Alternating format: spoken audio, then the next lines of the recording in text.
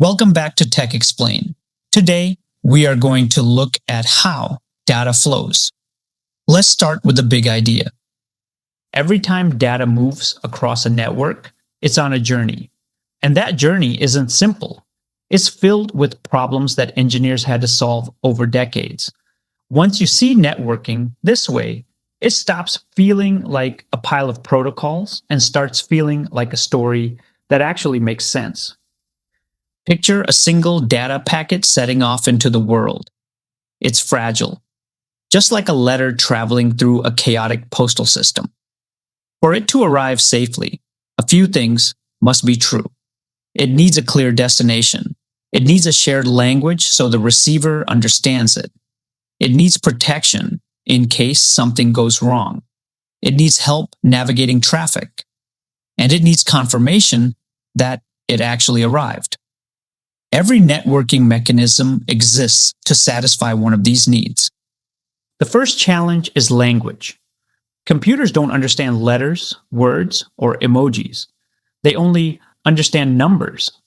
So the question becomes, how do we turn meaning into something a machine can understand and then turn it back again on the other side? That's where data marshaling comes in.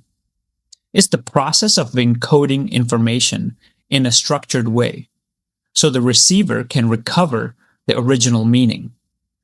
This relies on three pieces working together: a dictionary that maps numbers to symbols, like Unicode mapping a number to the letter K; grammar that defines how those symbols are interpreted; and metadata that adds context so the receiver knows whether those numbers represent text, a price, or something else entirely.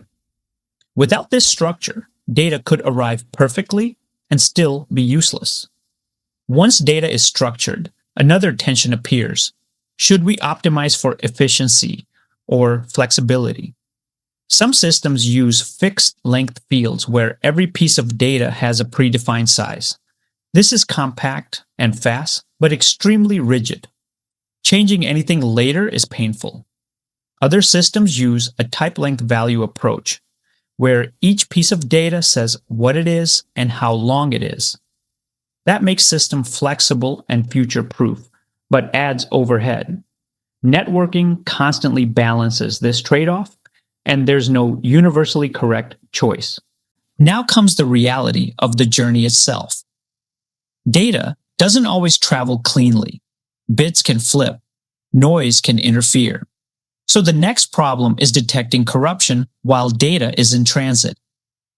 One simple technique is a parity check. An extra bit is added, so the total number of ones is either even or odd. If that check fails, something went wrong. It's fast and simple, but not very strong. A more robust approach is cyclic redundancy check, or CRC. This uses mathematical operation to detect errors with very high reliability. If the math doesn't work out, the data is considered corrupted. The key idea here is that networks assume errors will happen and focus on detecting them quickly. Once an error is detected, the system has choices. It can discard the corrupted data and let higher layers handle the loss. It can request the data again through retransmission, or it can correct the error immediately using forward error correction by including enough extra information for the receiver to reconstruct the original data. Different situations favor different strategies, which is why networks don't rely on just one. Now scale everything up. Billions of conversations are happening at the same time, all sharing the same network. How does your data reach the right place without getting mixed up with everyone else's? The answer is multiplexing combined with hierarchical addressing. A device has a physical address on the local network. It also has a network-wide address, so it can be reached across the internet. And finally, it has a process-level address that identifies the specific application. This is how a message doesn't just reach your laptop, but the exact app that's waiting for it. Not every message is meant for the same audience either. Sometimes data goes from one sender to one receiver. Sometimes it goes to everyone on a local network. Sometimes it goes to a selected group that has joined in. And sometimes it goes to the nearest available server. These different delivery styles exist because they solve different problems efficiently. Another challenge shows up when one side sends data faster than the other side can handle. Buffers begin to fill. Data backs up. This is the classic traffic jam problem. The solution is windowed flow control.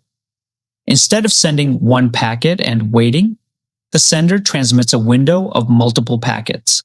Sequence numbers keep everything in order. Acknowledgements confirm what arrived. As confirmations come back, the window slides forward, allowing new data to be sent. This keeps communication smooth without overwhelming the receiver. But congestion isn't always about the receiver. Sometimes the network itself becomes overloaded. Routers drop packets, delays increase. To handle this, senders adjust their behavior based on feedback from the network. They start cautiously, increase speed when things are stable, and slow down when packet loss occurs. This constant adjustment keeps the global network from collapsing under its own traffic. At the edges of the network, physical reality creates more challenges. On wired connections, devices might transmit at the same time, causing collisions. Systems handle this by listening before transmitting and backing off when collisions occur. Wireless networks add another complication. Devices might not hear each other at all, even though they share the same access point. This is solved by coordinating transmission in advance so collisions are avoided before they happen. As data travels long distances, different layers take responsibility at different stages. One handles local delivery. Another handles global routing and fragmentation. Another ensures reliability, ordering, and congestion control.